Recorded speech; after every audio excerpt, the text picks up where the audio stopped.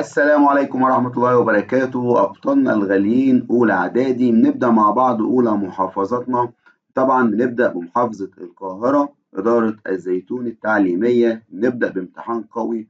طبعا الامتحان ده نتوقع إنه يجي منه كتير من المحافظات لهذا العام. نركز مع بعض، وأي استفسار إحنا موجودين معاك في التعليقات، أو تقدر تبعت لنا في أي وقت. يلا بينا يا بطل. بيقول لي اختر الإجابة الصحيحة. العدد الذي تتفق فيه كل ذرات العنصر الواحد طبعا بيكون عدد الإلكترونات. يبقى الإجابة هنقوله عدد الإلكترونات. ليه يا مستر؟ أنا طبعا عدد الكتلي ممكن يتغير لاختلاف النيوترونات، وطبعا النيوكليونات هي العدد الكتلي. يبقى إذا العدد اللي بيتفق فيه ذرات العنصر الواحد هو عدد الإلكترونات. طب ليه برضو النيوترونات بيتغير؟ لأن طبعا في حاجة اسمها نظائر العنصر، في حاجة اسمها يا حبايبي نظائر الايه؟ العنصر. طيب تعالى السؤال رقم 2. ما الصيغة الجزيئية للمركب الناتج من ارتباط العنصر A من الفلزات الأقلاء مع العنصر B من مجموعة 6A؟ طبعا هنا عندي لما نيجي بنكتب حرف الA، تمام، اللي هو في البداية خالص يا أبطال. ليه يا مستر؟ لأن احنا لما بنيجي بنبدأ من على اليسار بالعنصر الفلز. عنصر مين؟ الفلز. طبعا الأقلاء هنكتب كده ادي الايه، تمام. طبعا بعد كده بنكتب اللي هو العنصر بي، تمام كده. طيب هنا بيبقى فيه واحد، هنا بيبقى فيه اتنين. عرفت منين يا مستر؟ طبعا ان فوق بيبقى ثنائي. يبقى الاي تاخد 2 والبي تاخد واحد، والواحد لا يكتب، يبقى اي 2 بي. فين هنا الاجابه ديت؟ يبقى الاجابه الثانيه كلامنا صح. طب بيقول لي ايه السبب استخدام سبيكه الالومنيوم والتيتانيوم في صناعه هياكل الطائرات الحربيه؟ نكتب كده لانها اخف من الالومنيوم، تمام، بمفرده.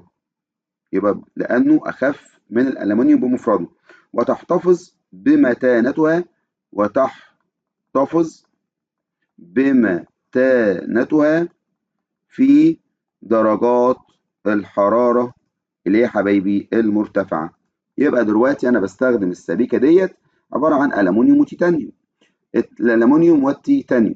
طب ليه؟ لانها بتبقى اخف من الالومنيوم وتحتفظ بمتانتها في درجات الحراره المرتفعه. طب اذكر فرقا واحدا بين جزيء الهيدروجين وجزيء الماء. انا ممكن نقول هنا ان ده مثلا رمزه H2 وده مثلا H2O. طالب تاني هيقول لي ان جزيء الهيدروجين ده جزيء عنصر شاطر. طالب تاني هيقول لي ده جزيء مركب. انت برضو طالب شاطر، يبقى معانا اي حاجه من الاثنين صح. أهمية الفرشاة المغناطيسية عند خبراء الأدلة الجنائية والطب الشرعي. نكتب كده. طبعا بيستخدمها في يا حبايبي، نكتب يستخدمها في التحقيقات الجنائية. يبقى بتستخدم في التحقيقات الجنائية، تمام، مع برادة الحديد. طب ليه بقى؟ لما ممكن طالب يقول لي كده بس للكشف عن البصمات الغير واضحة. يبقى طالب هيقول لي إنها بتستخدم مع برادة الحديد للكشف عن البصمات الغير واضحة. أنت طالب ممتاز. طب علل رقم سؤال 4. يترك المزارعون جذور النباتات البقولية في التربة بعد الحصاد. طبعا دي بتبدأ تتحلل كده لكي تتحلل، تمام، بواسطة بكتيريا، اللي هي بكتيريا مين يا حبايبي؟ التحلل، إلى مركبات نيتروجينية. طبعا المركبات دي بتبقى قابلة للذوبان في الماء.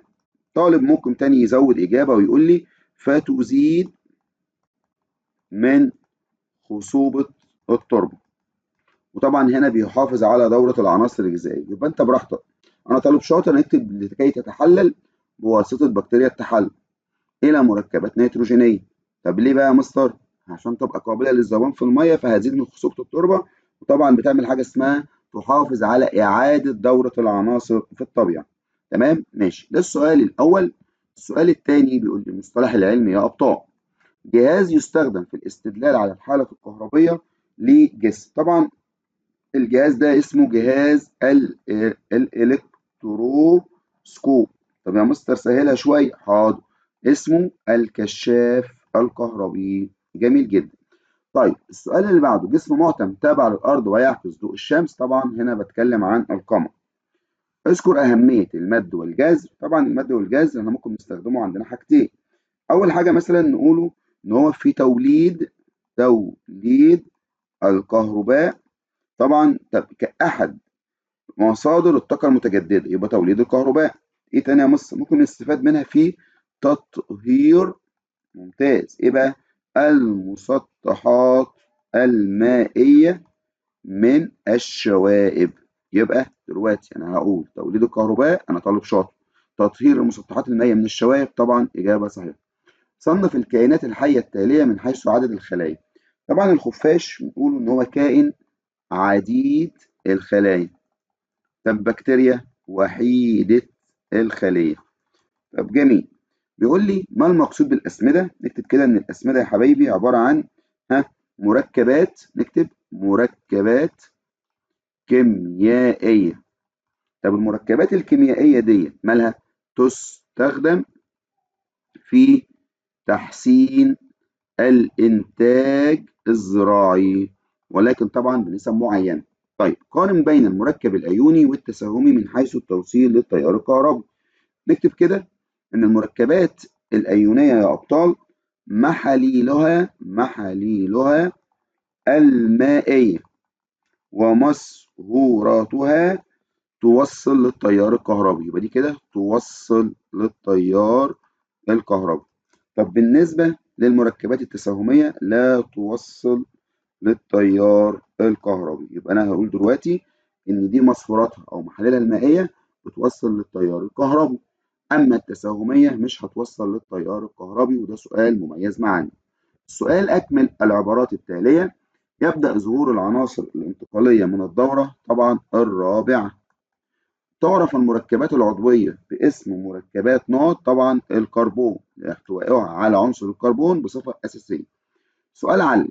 لا يمكن الحصول على قطب مغناطيسي منفرد. اكتب كده لأن عند تجزئة المغناطيس، طبعا احنا عملنا التجربة ديت، الواحد إلى عدة أجزاء، فإن كل مغناطيس ماله يا مستر بقى الجديد يتكون من قطبان.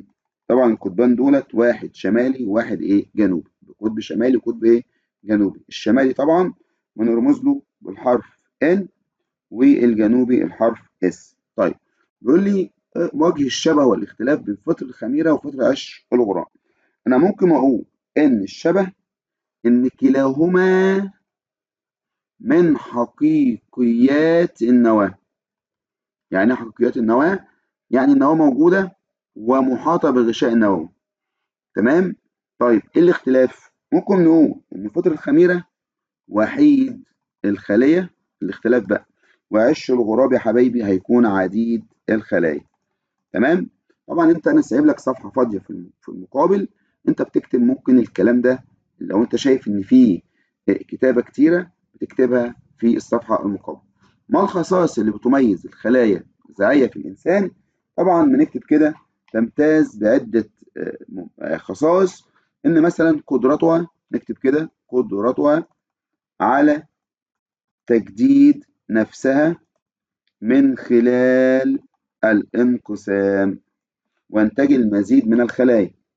قدرتها على التمايز إلى أنواع متخصصة من الخلايا الموجودة في الجسم. تمام. يبقى أنا هنكتب واحدة منهم أو نكتب الاثنين طالما أنا طالب شاطر.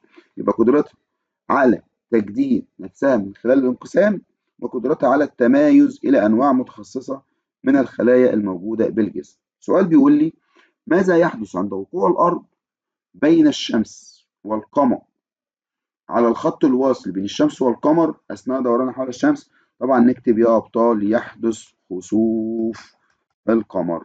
طيب سؤال 4 سؤال مميز معانا أيضا. بيقول لي ضع علامة صح أمام العبارة الصحيحة وعلامة خطأ أمام العبارة الخاطئة. بيقول لي خطوط القوى الكهربية تبدأ من الشحنة السالبة وتنتهي للشحنة الموجبة. طبعا ده كلام غلط. منين يا مستر؟ العكس. شدة مجال جاذبية الأرض تزداد كلما ابتعدنا عن مركز الأرض. طبعا دي بتقل يا مستر، يبقى الإجابة برضو هنا يا أبطال إيه؟ غلط. تعالى بقى السؤال اللي بعده يا بطل، بيقول إيه؟ بيقول لي آه اذكر ماذا يترتب على دوران الأرض حول محورها أمام الشمس. الأرض بتدور حول محورها أمام الشمس، نكتب كده: يؤدي إلى تتابع الليل والنهار. يبقى كده نقدر نقول يؤدي إلى تتابع الليل والنهار.